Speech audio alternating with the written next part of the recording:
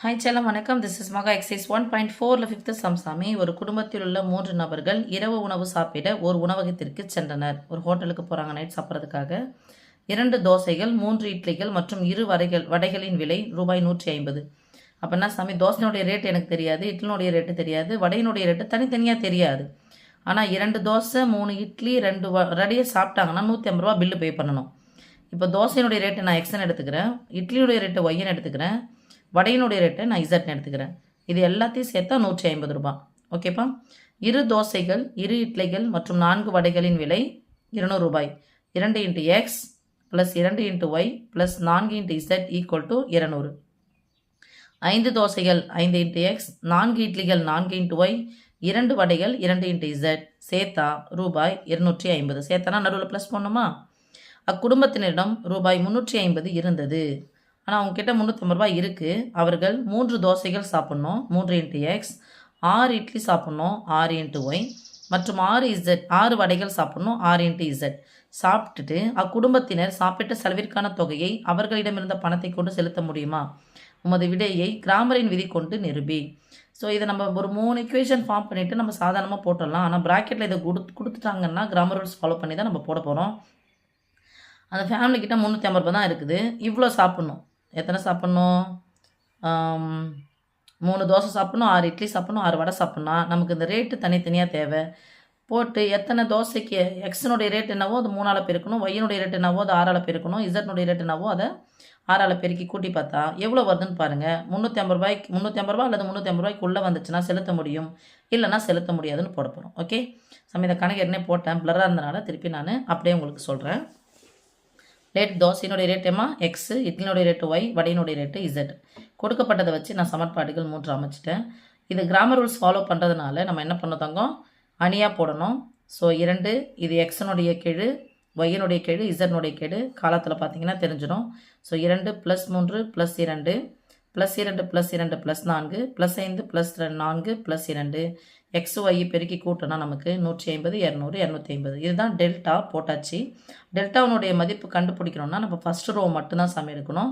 So +2 into இந்த காலத்தை விட்டுணுமா, முதல் ரோ எப்பவுமே விட்டுருவோம், இதை மட்டும்தான் வரும். 2 2 4 4 16 கீழேருந்து போனால் குறியை மாற்றணும். -3 இன்ட்டு இந்த காலத்தை விட்டுட்டிங்கன்னா ரோ எப்பவுமே விட்டுணும். 2 2 4 5 20 கீழே வந்து மேலே போனால் மைனஸ் போடணும். மேலே மைனஸ் போன மீன்ஸ் குறியை மாற்றணும். +2 இன்ட்டு இதை விட்டுருவோமா, 4 2 8 ஐரன் 10.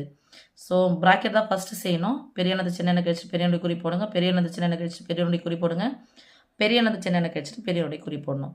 ஸோ ஒத்தப்பட மைனஸ் மைனஸ் 12 2 24 16 3 48 ரெட்டப்பட மைனஸ் ப்ளஸ் ஒத்தப்பட மைனஸ் -4. ஃபஸ்ட்டு குறி ஒரே மாதிரி இருக்கிறதா கூட்டி பொதுவான குறி போடுங்க.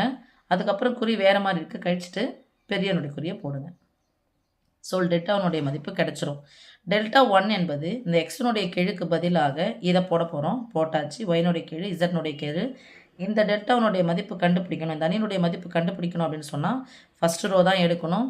So plus minus plus plus into இது போயிடும், காலம் போயிடும், ஏற்கனவே ரோ போயிடும், இது மட்டும் தான் வரும். 2 2 4 4 16 கீழேருந்து போனால் குறியை மாற்றணும். அடுத்து -3 இன்ட்டு 200 2 இருக்கும், 404 250 இருக்கும், பெருக்கணும். கீழேருந்து போனால் குறியை மாற்றணும். 4 250 1000 -1000 +2 இன்ட்டு இவங்க மட்டும்தான் இருப்பாங்க. 4 200 800 2 250 1000 சாரி 500. ஃபஸ்ட்டு ப்ராக்கெட் செய்யணும். பெரியனது சின்ன கழிச்சிட்டு பெரியனுடைய குறி போடணும், பெரியனது சின்ன கழிச்சிட்டு பெரியனுடைய குறி போடணும், பெரியனது சின்ன கழிச்சிட்டு பெரியனுடைய குறி போடணும். ப்ராக்கெட்னால் பெருக்கல் போட்டு முடிச்சிடுங்க சாமி. பெருக்கிடுங்க. இங்கே போட்டிங்கன்னா 10 ஒரு 2 தான் 12. ஸோ 10 150 1500 2 150 300. பெருக்கல் என்பது தொடர் கூட்டலின் சுருக்கம் தானே. அப்போ ரெண்டுத்தையும் கூட்டினா எவ்வளோ வரும் சாமி? 1800. மைனஸ் இருக்குது, மைனஸ் ரெட்டப்பட மைனஸ் ப்ளஸ் வரும். இங்கே ப்ளஸ் இருக்குது, இங்கே ப்ளஸ் இருக்குது, 600. குறிகள் ஒரே மாதிரி கூட்டி பொதுவான குறி போட்டிருக்கேன். இப்போ கழிச்சிட்டு பெரியனுடைய குறி போடுறோம். அதே மாதிரி டெல்டா 2 சாமி. எக்ஸனுடைய கீழ் வச்சுக்கிறோம், ஒய்யினுடைய கீழ் வந்து என்ன பண்ண மாற்றுறோம், இதை மாற்றுறோம். இது இருக்கு இல்லையா, ஒய்யினுடைய கீழுக்கு பதிலாக இதை போடுறோம். அதுக்கப்புறம் இசனுடைய கீழ் அப்படியே வச்சுக்கிறோம். இந்த டெல்டாவுடைய மதிப்பு, இந்த அணியினுடைய மதிப்பு கண்டுபிடிக்கணும் அப்படின்னு சொன்னால் எப்பவுமே ஃபஸ்ட் ரோ தான் எடுக்கணும். So plus minus plus +2 into இந்த காலம் விட்டுறணும், இந்த ரோ விட்டுறணும், மீதி இருக்கிறது தான். மேலே இந்த கீழே பெருக்குங்க, கீழே மேலே பெருக்குனா குறியை மாறணும். 4 250 1000 மைனஸ் 150 இன்ட்டு இந்த காலம் விட்டணும், இந்த ரோவை விட்டணும், மீதி இருக்கிறது 2 4 5 20 கிழந்து போனால் குறிய மாற்றணும். ப்ளஸ் 2 இன்ட்டு இதை விட்டுட்டோம் 2 250 500 2 100 5 200 1000. ஃபஸ்ட்டு ப்ராக்கெட் செய்யணும். பெரியனது சின்ன எண்ணெய் கழிங்க, பெரியனுடைய குறி போடுங்க, பெரியனது சின்ன எண்ணெய் கழிங்க, பெரியனுடைய குறி போடுங்க, பெரியனது சின்ன எண்ணெய் கழிச்சிட்டு பெரியனுடைய குறி போடணும். ரெட்டப்படை மைனஸ் 2 600 வந்து 1200 மைனஸ் ரெட்டப்படை மைனஸ் ப்ளஸ்ஸு 10 ஒரு 15 10 ஒரு 6 தான் 16 10 150 1500 6 150 900. பெருக்கல் என்பது தொடர் கூட்டலின் சுருக்கம். தனித்தனியாக போட்டு பெருக்கிறது பதிலாக இது மாதிரி போட்டுக்கிறோம் நம்ம. 2400 அப்புறம் இது பெரியனுடைய குறி மைனஸ் ஒத்தப்பட மைனஸ் மைனஸ் குறிகள் ஒரே மாதிரி இருக்குது. ஃபஸ்ட்டு கூட்டிக்கணும், பொதுவான குறியை போட்டுக்கோங்க. 1200 1000 சேர்த்தா மைனஸ் 2200 குறி. இப்போ ஒரு மைனஸ் வந்துருக்குது. பெரியானது சின்ன எண்ணெய் கழிச்சிட்டு பெரியனுடைய குறி போட்டால் ப்ளஸ் 200. அதுக்கப்புறம் டெல்டா 3 அப்படிங்கிறதுனா சாமி எக்ஸனுடைய கிழியும் ஒய்யனுடைய கிழியும் வச்சுக்கணும். இசட்னுடைய கிழிக்கு பதிலாக 150 250 200 250 போடணும். இந்த ரேட்டு கண்டுபிடிக்கணும், இந்த அணியினுடைய கோவையினுடைய மதிப்பு கண்டுபிடிக்கணும் அப்படின்னு சொன்னால் ஃபஸ்ட்டு ரோ தான் எடுத்துக்கணும் சாமி. Plus minus plus. So plus 2 into பாருங்கள் இது பண்ணிட்டோம்னா 2 250 500 இங்கே 4 200 800 கிழந்து போனால் குறிய மாற்றணும். அப்புறம் மைனஸ் 3 இன்ட்டு இந்த காலத்தை விட்டுருவோமா நம்ம. மேலேருந்து கீழே பெருங்க, கீழேருந்து மேலே பெருக்கி குறிய மாற்றுங்க. இங்கே இந்த காலம் விட்டுருவோம், இந்த ரோ விட்டுருவோம். 4 2 8 I 2 10 குறிய மாற்றுங்க. ஃபஸ்ட்டு ப்ராக்கெட் தான் செய்யணும். பெரியனது சின்ன எண்ணெய் கழிச்சிட்டு பெரியனுடைய குறி போடுங்க, பெரியனது சின்ன எண்ணெய் கழிச்சிட்டு பெரியனுடைய குறி போடுங்க, பெரியனது சின்ன எண்ணெய் கழிச்சிட்டு பெரியனுடைய குறி போடுங்க. இங்கே ஒரு மைனஸ் இருக்குது. இருக்குன்னா 3 இன்ட்டு 200 300 இன்ட்டு 200 600 500 3 500 சேர்த்தா 1500 ரெட்டப்படை மைனஸ் ப்ளஸ் வரும். இங்கே ஒத்தப்படை மைனஸ் மைனஸ் 2 150 300 குறிகள் ஒரே மாதிரிங்கிறத சேர்த்துட்டு பொதுவான குறியை போட்டால் இங்கே பாருங்கள் சேர்த்துருக்கிற பொதுவான குறினது மைனஸ் 1500. ஒரு மைனஸ் வந்தால் கழிக்கணும். பெரியானது சின்ன கழிச்சிட்டு பெரியனுடைய குறி போட்டால் 600. அடுத்த சாமி டெல்டா 1 எனக்கு எக்ஸ்னுடைய மதிப்பு தேவை. So x is equal to delta 1 by delta, y equal to delta 2 by delta, z equal to delta 3 by delta. 600 by 20 ஒரு 0 ஒரு 0 கேன்சல் 3 2 6 32 60.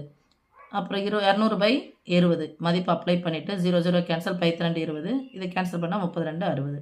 அவங்க எவ்வளோ சாப்பிட்றாங்கன்னா 3 தோசை 6 இட்லி 6 வடை சாப்பிட போகிறாங்க.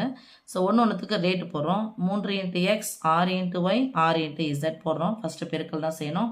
3 30 90 6 10 60 6 30 6 180. எல்லாத்தையும் சேர்த்தா எவ்வளோ சாமி வரும்? 330 ரூபா வரும்.